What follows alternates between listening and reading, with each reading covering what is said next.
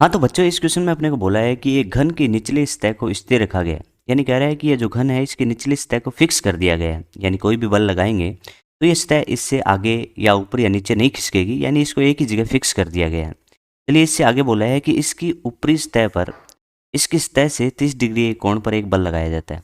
यानी अपन कहें कि इस बल की दिशा देखें तो सतह से 30 डिग्री के कोण पे इस तरीके से ये बल लगाया जाता है। यानी ये वाला कोण आपका 30 डिग्री है। मैं यहाँ पे इस बल के दो घटक कर लेता हूँ।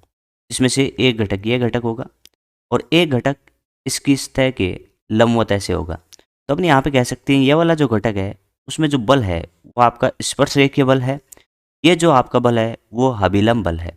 तो मैं कह सकता हूँ यहाँ पे आपके दो प्रकार के प्रतिबल उत्पन्न हो गए हैं। ये वाला अपना जो प्रतिबल है वो अपरूपण प्रतिबल है। अपरूपण प्रतिबल क्या करता है कि आयतन में परिवर्तन नहीं करता, उसकी आकृति में परिवर्तन करता है। तो अपन कह सकते हैं कि इसकी वजह से आकृति में परिवर्तन होगा। और जो अभिलंब प्रतिबल है यानी अनुदैर्ध्य प्रतिबल है, और अनुदैर्ध्य प्रतिबल के अंदर ही ये तनन प्रतिबल है। तो इसमें कह सकते हैं कि ये क्या करेगा, इसकी लंबाई में परिवर्तन करेगा। तो अपन कह सकते हैं कि इस केस में इसने आकृति में किया तो आकृति में परिवर्तन हो गया, और अपन कह सकते हैं ये लंबाई बढ़ने से इसका आकार भी बदल गया, लेकिन आयतन इसके अंदर नियत रहेगा। तो मैं कह सकता हूँ कि इसका सही आंसर होगा आकार तथा आकृति दोनों में, यानी ऑप्शन नंबर 4 इसका सही आंसर होगा। इसके लिए आपको दो प्रतिबलों की जानकारी होनी चाहिए, जिसमें से पहला प्रतिबल होता है अनुदैर्ध्य प्रतिबल। अनुदैर्ध्य प्रतिबल के दो प्रकार होते हैं, एक होता है तनन प्रतिबल और एक होता है संपीड़न प्रतिबल। तनन प्रतिबल लंबाई में वृद्धि करता है, संपीड़न प्रतिबल लंबाई में कमी करता है। इसी तरीके से अपना एक जो होता है वो होता है आपका अपरूपण प्रतिबल। अपरूपण प्रतिबल क्या करता है कि स्पर्शरेखीय बल लगता है जिसमें आकृति में परिवर्तन होता है। आकृति में परिवर्तन होता है, तो इस तरीके से मैंने आपको समझाया कि ये प्रतिबल लगने की वजह से आकार तथा आकृति में परिवर्तन होगा। धन्यवाद। तो प्यारे बच्चों इस क्वेश्चन में देखिए क्या बोला है कि एल लंबाई डब्लू भार का एक समरूप तार एक सिरे को छत के एक बिंदु से लटकाया गया है। यानी ये कोई तार है जिसका एक सिरा छत से फिक्स कर दिया गया है। अब कह रहा है कि भार W1 इसके निचले सिरे से लटकाया गया है। एक भार है जो W1 यहाँ पे है वो इसके निचले सिरे से लटकाया गया है। इसके बाद कह रहा है कि यदि एस तार के अनुप्रस्थ काट का क्षेत्रफल है तो आपको बताना है कि निचले सिरे से यानी इस वाले सिरे से L/4 ऊंचाई पर प्रतिबल क्या होगा। यानी इस बिंदु की बात कर रहे हैं। तो अपन कह सकते हैं कि प्रतिबल का फॉर्मूला अपन जानते हैं कि प्रतिबल क्या होता है। अपन कहें कि प्रतिबल बराबर लिखें तो प्रतिबल बराबर अपन लिख सकते हैं कि बल बटा अनुप्रस्थ काट क्षेत्रफल, ये इसका फॉर्मूला होगा। तो सिंपल सी देखने वाली बात है कि अपने को यहाँ पे देखना है कि तनाव बल कितना होगा। तो मैं कह सकता हूँ कि तनाव बल W1 की वजह से तो W1 ही होगा क्योंकि यहाँ पे भार दिया है। अब अपने को देखना है कि पूरे L लंबाई का भार कितना है, W है तो L/4 का कितना होगा। ये अपन सिंपल से जानते हैं कि L लंबाई का आप भार कह रहे हैं W है, तो एकांक लंबाई का भार कितना होगा बच्चों, W/L। अपने को पता करना है L/4 का, तो तुम जानते हो कि W/L इंटू L/4, तो यहाँ से कह सकते हो W/4, ये सभी जानते हैं।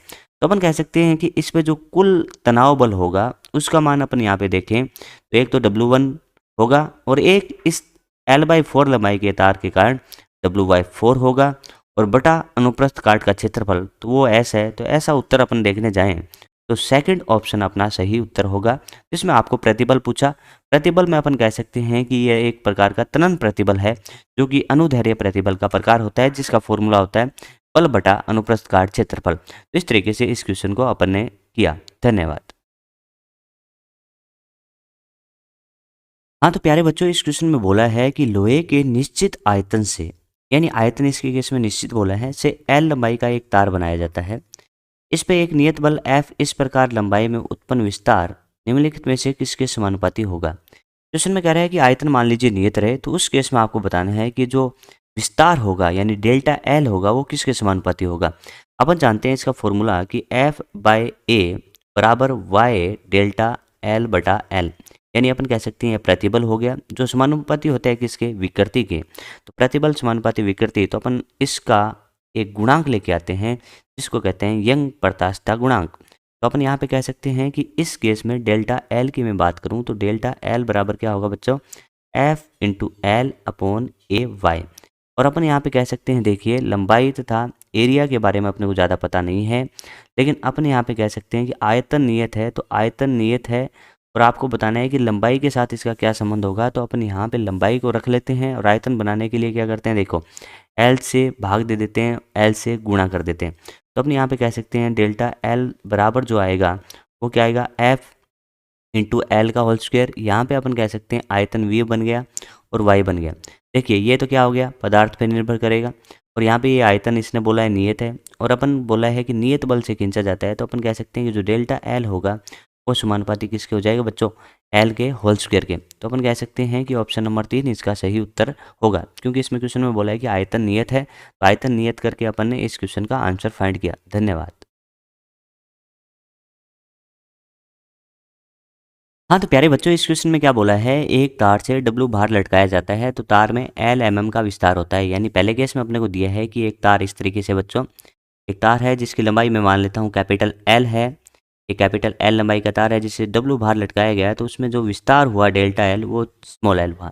अब इसी तार को क्या करते हैं कि एक पुली से गुजार देते हैं, आगे कह रहा है पुली से गुजारें और दोनों सिरों पर डब्लू बाहर लटकाया जाता है। तो अपन कह सकते हैं कि कुछ सिस्टम या निकाय जो है वो अपना ऐसा बन गया है, ये एक पुली है, यहाँ से बाहर अपन ने कहा कि थोड़ा सा मैं क्या करता हूँ कि इस लंबाई को सही बनाते हैं, क्योंकि लंबाई अपन कह सकते हैं उसी तार है, दोनों तरफ क्या हो जाएगी L/2 L/2। अपन कह सकते हैं इस तरीके से ये वाला और ये वाला, आप कह सकते हैं यहाँ से बाहर डब्लू है, यहाँ पे डब्लू है, तो ये विरामावस्था में रहेगा। उस केस में कह सकते हैं कि तनाव का मान टी तो किसके बराबर होगा बच्चों, तो टी बराबर आपका यहाँ पे होगा डब्लू, यानी बल तो यही होगा जो पहले था। अब अपन देखें कि विस्तार की कहानी क्या हो सकती है यहाँ पे, तो अपन फॉर्मूला जानते हैं कि प्रतिबल बराबर क्या होता है, वाई इंटू डेल्टा एल बटा एल। आपको चाहिए डेल्टा एल, तो डेल्टा एल आप कह सकते हो एफ इंटू एल अपॉन ए वाई। यहाँ पे देखने वाली बात है बच्चों कि पहले केस में भी बाहर डब्लू है, दूसरे में भी डब्लू यानी तनाव डब्लू है, तो ये तो सेम हो गया। एरिया पहले केस में भी अनुप्रस्थ काट क्षेत्रफल वही है, दूसरे में भी वही, पदार्थ भी वही है, तो अपन यहाँ पे कह सकते हैं कि डेल्टा एल आपका समानुपाती किसके हो रहा है, लंबाई के। तो अपन कह सकते हैं देखो इस वायर के लिए अपन कैलकुलेट कर लेते हैं और फिर अपना पूरे के लिए कर लेते हैं। तो एक एक बार क्या करते हैं कि इस इतने से वायर के लिए देखते हैं, तो इस इतने से वायर के लिए देखें तो delta L1 upon delta L2 बराबर अपन कह सकते हैं L1 बटा L2। इसकी तुलना इसके साथ कर लेते हैं। पहले केस में अपने को दिया गया है कितना, L हो गया, दूसरे केस में डेल्टा L2 फाइंड करना है, लेकिन L जब हुआ तो उस लंबाई कैपिटल L थी, लेकिन डेल्टा L2 है जब लंबाई L/2 है। इस केस में आप कह सकते हो कि डेल्टा L2 का जो मान आ रहा है वो L/2 आएगा, लेकिन अपन कह सकते हैं कि ये तो L/2 तो एक तरफ का है, तो L/2 दूसरी तरफ का होगा, तो अब भी विस्तार कितना होगा बच्चों, L ही होगा। तो इसका सही उत्तर आपका होगा पहला, क्योंकि इस तरफ भी L/2 और इस तरफ भी L/2, L/2 और L/2 मिलके बच्चों हो गया L। तो ऑप्शन नंबर 1 इसका सही उत्तर होगा। धन्यवाद। हाँ, तो प्यारे बच्चों इस क्वेश्चन में देखिए क्या कह रहा है कि 200 मीटर गहरी झील में एक गेंद को गिराने पर इसके पैंदे पर आयतन में कितना परसेंट कमी होता है, 0.1% की कमी होती है। सबसे पहले इसी को अपन समझ लेते हैं कि 0.1% अपने को क्या दिया है, तो ये आयतन में प्रतिशत कमी है, तो इसको अपन लिख सकते हैं डेल्टा V/V इंटू 100% आपको दिया गया है। तो मैं कह सकता हूँ कि प्रतिशत हटाने के लिए आप भाग देंगे किसका, 100 का। तो अपन यहाँ पे कह सकते हैं इसको अपन लिख सकते हैं 10⁻³ ये आपको समझ में आया होगा। 10⁻1 पहले से थी, 10⁻2 प्लस की थी तो ऊपर गई तो 10⁻³ आई। ये अपन कह सकते हैं कि आयतन में विकृति थी डेल्टा V/V। अब आपको कह रहा है कि पदार्थ के आयतन प्रत्यास्थता गुणांक यानी बी का मान आपको निकालना है। तो बच्चों आप जानते हो कि बी का जो फॉर्मूला होता है वो फॉर्मूला होता है बी बराबर डेल्टा पी अपॉन आप कह सकते हो डेल्टा V/V। आप यहाँ पे डेल्टा V/V का मान जो है वो बड़े आराम से रख सकते हो 10⁻3, लेकिन यहाँ पे डेल्टा पी क्या होगा, तो डेल्टा पी अपन कह सकते हैं कि जब ये वाली सतह है, इस सतह से जब यहाँ पे अपन बॉल को लाएंगे तो अपन ये कह सकते हैं कि यहाँ पे दाब जो था वो पी नोट था और यहाँ पे दाब आपका पी नोट प्लस रो जी एच है। तो दाब में परिवर्तन अपन कहें कि दाब बड़ा दाब माइनस छोटा दाब, तो आप कह सकते हैं रो जी एच, यहाँ पे लिख सकते हैं रो जी एच। अब इसको सोल्व करते हैं, रो का मान अपन कह सकते हैं देखिए ये पानी है या जल है, जल के लिए अपन कह सकते हैं कि 10⁻³ kg/m³ होगा, और यहाँ पे अपन कह सकते हैं कि 19 जैसा आंसर आ रहा है तो जी का वैल्यू अपन 9.8 रख देते हैं और एच का मान आपको दिया गया है 200 और बटा में अपन कह सकते हैं कि 10⁻3।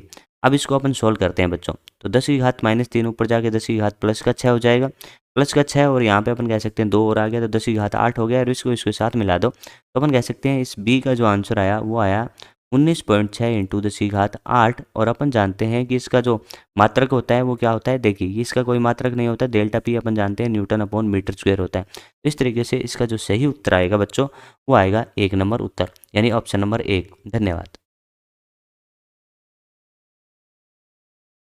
इस क्वेश्चन में अपने को बोला है कि जब लंबाई L त्रिज्या R के समान तार पर बल कैपिटल F आरोपित किया जाता है तो उसमें उत्पन्न विस्तार E होता है। अब एक अन्य तार है जिसकी लंबाई 2L है, त्रिज्या 2R है तथा सामान्य पदार्थ से बना हुआ है, तो उस पर 2F बल आरोपित करने पर विस्तार कितना होगा पहले की तुलना में आपको बताना है। अपन यहाँ पे कह सकते हैं फॉर्मूला वही होगा, प्रतिबल बराबर अपन कह सकते हैं y इंटू डेल्टा एल बटा एल। अपने को यहाँ पे बात करनी है डेल्टा एल की, तो डेल्टा एल का फॉर्मूला आ गया एफ एल अपॉन ए वाई। अपन यहाँ पे पहले बात कर लेते हैं 1 नंबर तार की। कि 1 नंबर तार में जो अपना आंसर आया है ई बराबर आप कह सकते हैं आरोपित बल एफ था, लंबाई एल थी, यानी लंबाई एल अपन जैसे क्वेश्चन में दी है वैसे लिखें तो अपन कह सकते हैं लंबाई एल है। और अपन कहें एरिया यहाँ पे अनुप्रस्थ काट क्षेत्र पर लिया जाता है तो पाई इंटू आर का होल स्क्वायर, और समान पदार्थ है तो अपन कह सकते हैं वाई इसका वाई होगा तो दूसरे वायर का भी वाई होगा। ये तो हो गया 1 नंबर तार की कहानी। 2 नंबर तार की कहानी अपन सुनते हैं। यहाँ पे अपन कह सकते हैं देखिए ई डैश के केस में अपन कह सकते हैं बल का मान है 2F, बल का मान हो गया 2F, लंबाई इसके केस में होगी बच्चों 2L, और अपन यहाँ पे कह सकते हैं कि जो त्रिज्या है वो 2R है तो पाई इंटू 2R का होल स्क्वायर हो गया। और अपन कह सकते हैं समान पदार्थ है तो y का तो y होगा। लेकिन यहाँ पे देखने वाली बात ये है कि अपन कह सकते हैं यहाँ से नीचे से 4 आएगा तो ऊपर भी 4 आएगा और 4 से 4 कट जाएगा, तो मैं इसको लिखूँ तो F L pi R square into Y. अपन इसकी तुलना करें तो अपन यहाँ पे अपन भाग लगा सकते हैं ई बटा ई डैश का, तो आप कह सकते हैं ये और ये तो एक समान है तो इसका आंसर आ गया 1, और यहाँ पे अपन कह सकते हैं ई बराबर ई डैश, यानी दूसरे केस में भी विस्तार ई डैश ही होगा। तो इसका सही उत्तर होगा बच्चों आंसर नंबर 2, यानी ऑप्शन नंबर 2। धन्यवाद। इस क्वेश्चन में अपने से बोला है कि पीतल के एक तार का व्यास 0.6 mm है। इस तार की लंबाई में 0.2% की वृद्धि करने के लिए कितने बल की आवश्यकता होगी। और इसमें अपने को दिया है कि पीतल के तार का यंग प्रत्यास्थता गुणांक 0.9 इंटू 10⁻11 न्यूटन अपॉन मीटर स्क्वायर है। तो चलिए अपन कह सकते हैं कि फॉर्मूला लिख सकते हैं प्रतिबल F बटा ए, और यहाँ पे कह सकते हैं y इंटू डेल्टा एल बटा एल। अपने को यहाँ पे ज़रूरत है बल की, तो अपन कह सकते हैं कि इस फॉर्मूले को अपन लिख सकते हैं F बराबर अपन कह सकते हैं a इंटू वाई और डेल्टा एल बटा एल। इस क्वेश्चन को करने के लिए अपने को 3 डेटा की रिक्वायरमेंट है, पहला क्षेत्रफल, दूसरा यंग प्रत्यास्थता गुणांक और फिर delta L by L. Upon delta L by L को अच्छे से जानते हैं कि डेल्टा एल बाय एल अपने को प्रतिशत में दिया है 0.2, प्रतिशत घटाने के लिए अपन 100 का भाग लगा सकते हैं और इसको सही से लिखें तो 2 इंटू 10⁻³ आपका आएगा। और अपन जानते हैं कि प्रतिबल यानी इसकी विकृति का कोई इकाई अपने होता नहीं है, तो ए का मान रखते हैं। ए का मान अपन कह सकते हैं कि पाई इंटू आर स्क्वायर होगा, तो पाई हो गया। आर अपन कह सकते हैं व्यास दिया है आपको 0.6 mm, तो मैं इसको कह सकता हूँ त्रिज्या होगी 0.3 mm, और मिलीमीटर को अपन चेंज करें तो कह सकते हैं कि 0.3 इंटू 10⁻³ तो इसको मैं लिख सकता हूँ कि 0.3 इंटू 10⁻³ और इसको और ढंग से लिखें तो अपन कह सकते हैं 3 इंटू 10⁻4 का होल स्क्वायर। ये तो आपका हो गया अनुप्रस्थ काट का क्षेत्रफल। अब बात आती है y का मान, तो y का मान दे रखा है 0.9 इंटू 10⁻11, यह हो गया। डेल्टा एल बाई एल की बात करें तो 2 इंटू 10⁻³ यहाँ पे इन सभी वैल्यू को रखने के बाद जब सोल्व करेंगे तो लगभग इसका f का मान जो आएगा वो 51 न्यूटन आपका सही उत्तर आ जाएगा। धन्यवाद, यानी ऑप्शन नंबर 3 इसका सही उत्तर हो जाएगा। बच्चों इस क्वेश्चन में अपने को बोला है कि समान लंबाई समान पदार्थ के 4 तारों के लिए भार तथा प्रसार के मध्य आपको ग्राफ दिया है। भार का मतलब बल और प्रसार मतलब डेल्टा एल के मध्य आपको ग्राफ दिखाया गया है। आपको बताना है कि सबसे पतली तार यानी जिसका क्षेत्रफल सबसे कम है उस तार को कौन सी रेखा प्रदर्शित करती है, यह आपको बताना है। तो अपन ये फॉर्मूला जानते हैं कि प्रतिबल F बटा ए बराबर होता है बच्चों y इंटू डेल्टा एल बटा एल। अपन यहाँ पे कह सकते हैं कि आपका जो ग्राफ है वो भार तथा डेल्टा एल के मध्य है, तो इसको अपन ऐसे भी लिख सकते हैं F बराबर आप कह सकते हो ए वाई बटा एल और इंटू डेल्टा एल। बच्चों यहाँ पे तुलना करें तो ये आपका y यानी भार हो गया और ये आपका विस्तार x हो गया, तो अपन कह सकते हैं कि y बराबर mx, यानी आप इसमें कह सकते हैं कि जो ढाल होगा उस ढाल का मान आपका tan थीटा के बराबर होगा। और tan थीटा का मान यहाँ से अपन तुलना करने के बाद कह सकते हैं ए वाई बटा एल होगा। यहाँ पे क्वेश्चन में बोला है कि समान लंबाई, तो अपन कह सकते हैं कि लंबाई तो समान हो गई। उसमें बोला है समान पदार्थ, तो वाई भी समान हो गया। तो अपन यहाँ पे कह सकते हैं कि ढाल यहाँ से समानुपाती किसके हो गए बच्चों? तो यहाँ से ढाल समानुपाती हो गया आपके एरिया के। यानी अपन कह सकते हैं कि जिसका जितना ज़्यादा ढाल होगा उसका क्षेत्रफल उतना ही ज़्यादा होगा, वायर उतना ही मोटा होगा। तो अपन कह सकते हैं सबसे मोटा वायर या डी होगा क्योंकि ढाल सबसे ज़्यादा है। उसके बाद पतला सी होगा, सबसे पतला वायर अपना ए होगा क्योंकि जिसका ढाल सबसे कम है। और अपन देख रहे हैं जिसका ढाल सबसे कम है उसका क्षेत्रफल सबसे कम है। तो इसका सही ऑप्शन हो जाएगा पहला ऑप्शन ओ ए। ये आपको अच्छे से समझ में आया होगा, उम्मीद करता हूँ। धन्यवाद। हाँ तो बच्चों, इस क्वेश्चन में अपने को बोला है कि एक टंकी में भरे द्रव के 200 लीटर आयतन में 0.004% की कमी करने के लिए आरोपित दाब में कितनी वृद्धि करनी होगी। इसके लिए अपने को दिया है कि द्रव का आयतन प्रत्यास्थता गुणांक यानी बी का मान दिया है 2100 मेगा पास्कल। मेगा का मतलब होगा 10⁶। अपने को यहाँ पे निकालना है दाब में परिवर्तन। अपन इसका फॉर्मूला जानते हैं कि बी बराबर डेल्टा पी बटा डेल्टा वी बाय वी। यहाँ पे एक माइनस साइन भी लगाते हैं, लेकिन अपने को यहाँ पे परिमाण चाहिए तो माइनस की कोई ज़रूरत है नहीं। तो अपन कह सकते हैं यहाँ पे डेल्टा पी बराबर अपन कह सकते हैं बी इंटू डेल्टा वी बटा बी। यानी डेल्टा पी निकालने के लिए दो डेटा की रिक्वायरमेंट है, बी की और डेल्टा वी बाई वी की। अब सबसे पहले अपन डेल्टा वी बाई वी को लेते हैं। तो डेल्टा वी बाई वी बच्चों आपको दिया है 0.004 और प्रतिशत हटाने के लिए अपन कह सकते हैं 100 का भाग देंगे। देखिए इसको सही से लिखें तो ये यहाँ पे अपन कह सकते हैं कि 4 इंटू 10⁻³ तो यह होगा और ये और चली जाएगी तो 10⁻5 हो गया। चलिए मान रखते हैं, तो ये दिया है आपको 2100 और मेगा को लिख सकते हैं 10⁻6। तो ये तो हो गया 2100 इंटू 10⁻6 और डेल्टा वी हो गया आपका 4 इंटू 10⁻5। अब इसको अपन सोल्व करते हैं, तो सोल्व करेंगे तो अपन इसको कह सकते हैं कि ये कैंसिल आउट हो जाएगा, एक पावर यहाँ पे बच जाएगी। 21 इंटू 4 आपका 84 होगा और यहाँ पे कह सकते हैं 10⁻3 और ये डेल्टा पी यानी पास्कल आएगा। इसको अपन किलो लिख सकते हैं, यानी 10⁻3 को किलो लिखते हैं तो अपन कह सकते हैं कि 84 किलो पास्कल इसका सही उत्तर आएगा। चलिए अब इस थोड़े से माइनस की कहानी की मैं बात कर देता हूँ कि वो माइनस क्या बताता है।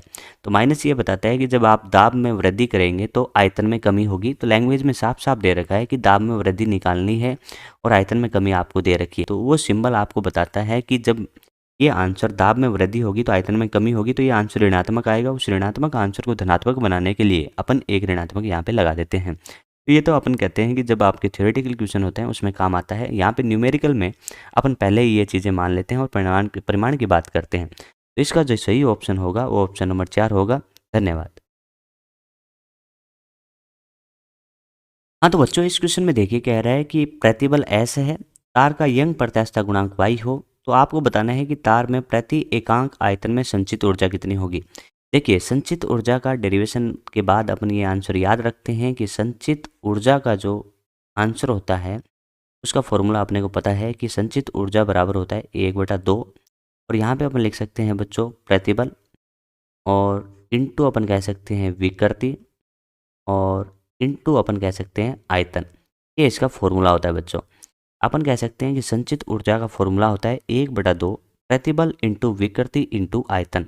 लेकिन अपने को चाहिए संचित ऊर्जा प्रति एकांक आयतन में, तो अपन क्या करते हैं कि इस आयतन को इधर भाग लगा देते हैं। तो अपन कह सकते हैं कि संचित ऊर्जा का जो उत्तर आएगा वो क्या आएगा। देखो बच्चों, संचित ऊर्जा और उसमें अपन आयतन का भाग लगाएं तो यहाँ पे कह सकते हैं कि संचित ऊर्जा प्रति एकांक आयतन होगी और इसको लिख सकते हैं 1/2 प्रतिबल इंटू विकृति, प्रतिबल इंटू विकृति। लेकिन देखने वाली बात यह है कि जो आंसर दे रहा है ना वो y और s के रूप में दे रहा है। तो y को अपन जानते हैं कि y बराबर क्या होता है बच्चा, प्रतिबल। प्रतिबल को अपन ऐसे दर्शा सकते हैं और प्रतिबल बटा विकृति होता है। प्रतिबल बटा विकृति में अपन विकृति का मान यहाँ से निकाल सकते हैं कि विकृति बराबर क्या होगा बच्चों, विकृति बराबर यहाँ से आप कह सकते हो आपका आंसर होगा S/Y। तो चलिए अब अपन कह सकते हैं इसका मान रख देते हैं 1/2। प्रतिबल की जगह आप कह सकते हैं S रख सकते हैं, विकृति की जगह S/Y लिख सकते हैं। जब इसको सोल्व करेंगे तो एस का होल स्क्वायर बटा 2y इसका सही उत्तर होगा। तो ऐसा ऑप्शन नंबर 3 आपको मिल जाएगा। तो इस तरीके से आपको याद रखना है कि संचित ऊर्जा का फॉर्मूला होता है बच्चों 1/2 प्रतिबल इंटू विकृति इंटू आयतन। लेकिन आपको पूछे कि प्रति एकांक आयतन में संचित ऊर्जा कितनी होगी, तो आपको संचित ऊर्जा में भाग लगाना है आयतन का, तो वहाँ पे केवल और केवल 1/2 प्रतिबल इंटू विकृति होगा। तो कई बार क्वेश्चन ऐसे भी आता है, लेकिन ज़्यादातर क्वेश्चन आता है तो या तो प्रतिबल रखते हैं या फिर विकृति रखते हैं। तो इस क्वेश्चन में इसने विकृति को गायब किया और प्रतिबल के और y के रूप में आंसर निकाला, तो जिसका सही उत्तर आया s²/2y। तो ऑप्शन नंबर 3 इसका सही उत्तर होगा। धन्यवाद। हाँ, तो बच्चों इस क्वेश्चन में देखें क्या बोला है। एक वस्तु पर नियत हाइड्रोलिक प्रतिबल के लिए इसके आयतन में भिन्नात्मक परिवर्तन डेल्टा v/v तथा आयतन प्रत्यास्थता गुणांक b में क्या संबंध होगा। तो अपन जानते हैं कि आयतन प्रत्यास्थता गुणांक जो परिभाषित करते हैं वो क्या होता है, b बराबर आयतन प्रतिबल अपॉन आयतन विकृति होता है। आयतन प्रतिबल अपन जानते हैं बच्चों डेल्टा p होता है और आयतन विकृति को अपन डेल्टा v/v से कहते हैं। और यहाँ पे एक माइनस आता है, उस माइनस का मतलब होता है कि जब अपन p को बढ़ाएंगे, यानी p को बढ़ाएंगे तो अपन कहेंगे कि आयतन में घटेगा, तो p को बढ़ाने से आयतन घटेगा तो डेल्टा v का मान ऋणात्मक आएगा। उसको धनात्मक बनाने के लिए एक माइनस अपनी तरफ से लिख लेते हैं। लेकिन अपने को यहाँ पे बताना है कि डेल्टा v/v और b में क्या संबंध होगा। तो इसको ऐसे लिख सकते हैं कि delta v/v equals to delta p/b। तो अपन कह सकते हैं यहाँ से देखिए कि डेल्टा v/v व्युत्क्रमानुपाती हो रहा है किसके, b के। तो ऐसा ऑप्शन अपन देखने जाएं तो ऑप्शन नंबर 2 आपका सही उत्तर होगा। धन्यवाद। इस क्वेश्चन में देखिए कह रहा है कि एक तार का अनुप्रस्थ काट क्षेत्रफल कैपिटल A है, लंबाई कैपिटल L है, y यंग गुणांक वाले पदार्थ से बना है, इसे x परिमाण से खींचा जाता है, तो किया गया कार्य कितना होगा। यानी अपन कह सकते हैं कि जो लंबाई में इसकी वृद्धि है वो आपको दी गई है x। यहाँ पे अपन जानते हैं कि जब एक तार को खींचते हैं तो अपने को जो कार्य करना पड़ता है वो आंतरिक प्रतिक्रिया बल के विरुद्ध कार्य करना पड़ता है। और अपन जानते हैं कि आंतरिक प्रतिक्रिया बल जो होता है वो एक परिवर्ती प्रकार का बल है। तो यहाँ पे अपने को कार्य की गणना करते समय समाकलन का सहारा लेना पड़ेगा। सबसे पहले अपन देखते हैं कि वो आंतरिक प्रतिक्रिया बल का फलन क्या होगा। तो ये अपन यंग के गुणांक से कह सकते हैं कि प्रतिबल बराबर होता है बच्चों y इंटू विकृति। तो यहाँ से मैं कह सकता हूँ कि जो बल का फलन आएगा वो आएगा y बराबर AY/L into delta L। Delta L को यहाँ पे इन्होंने बोला है x, तो मैं इसको लिख सकता हूँ कि F बराबर AY/L टू x। अब चलिए इसका अपने को क्या करना है कि कार्य निकालना है। कार्य के लिए अपन कह सकते हैं कि W बराबर परिवर्ती बल है तो यहाँ पे इंटीग्रेशन करना होगा f dx। चलिए f का फलन अपन रखें तो f का फलन अपने पास है AY/L इंटू x dx। आप यहाँ पे कह सकते हो कि फलन x का बन रहा है तो अपन कह सकते हैं कुल कितनी लंबाई में वृद्धि है x।